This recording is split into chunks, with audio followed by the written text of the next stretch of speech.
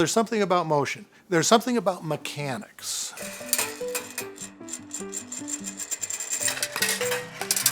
I think the most popular term would be kinetic sculpture, kinetic art.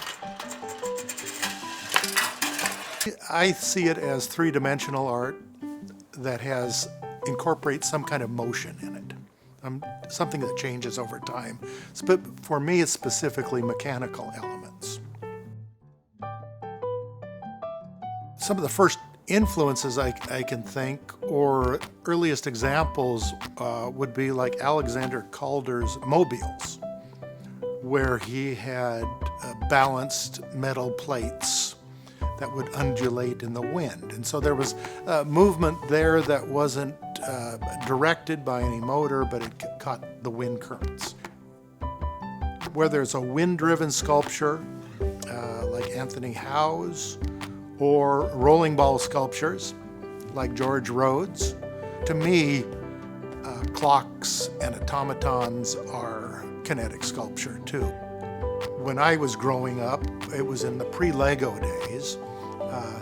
So I had old Tinker Toy sets, Erector sets, Lincoln Logs, and there seemed to be a lot of old clocks around.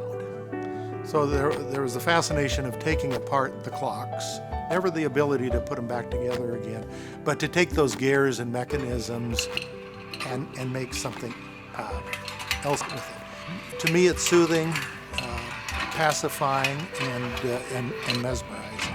And it's something we don't see a lot of anymore. We don't, the old locomotives where you had the chug and the wheels turning and everything choreographed, even those now will come by, they're diesel powered, you don't see the components. Clocks are digital electronics, so we don't see the beautiful internal workings of a mechanical clock. Machines, this is a digital electronic world. To the better, I do believe, as far as efficiency goes, but aesthetically, it's black box technology, and there's a distance between us and what's going on in there. Part of my fascination with mechanisms is there's a thrill of discovery about it. If I look at a mechanism long enough, you understand it, and it gives you the aha moment, as well as just the aesthetic of how things go together and move.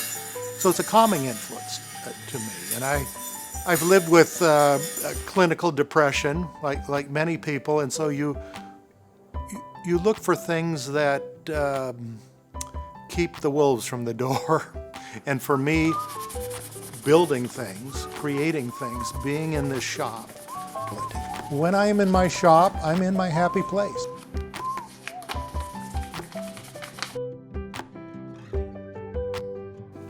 The definition of art I like best is that art is the marriage of craft and imagination. It elicits something from the viewer.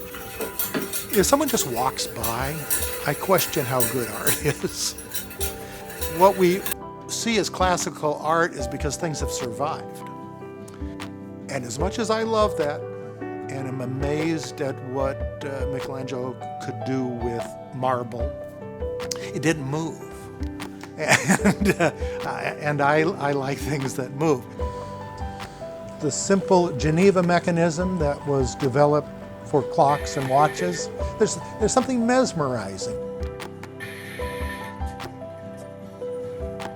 In my 20s, I did woodworking, cabinet making, furniture making, and for my career, I stayed in mechanical design. There is a difficulty in adding motion to art, and especially in kinetic sculpture, where friction and temperature and dust are going to continually wear away at something, and in time it stops moving. Things that may have stopped someone else from going into kinetics, I was well prepared for. Several years back, I finally made it to Burning Man. One of the big influences there is the stress on interaction, that you're not expected to be a spectator, that you're supposed to participate. Extremely demanding and challenging environment, because people do like to climb on things and put them to the test. These are 90, 100 degree days, 40 or 50 at night, temperature extremes, probably the dustiest experience you'll ever. So all these things that conspire against mechanical elements are there in spades. That was a delightful challenge for me. Wore me out, but a delightful challenge. My experience at Burning Man and the inspiration from that was to go big and to build things, large public pieces that people could interact with. And that's been a wonderful, rewarding experience. But it's exhausting.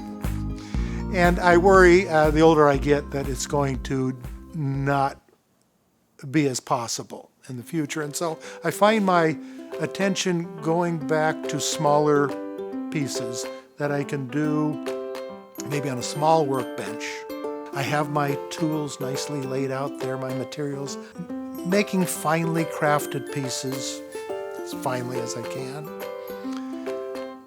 experimenting with new mechanisms, trying new combinations.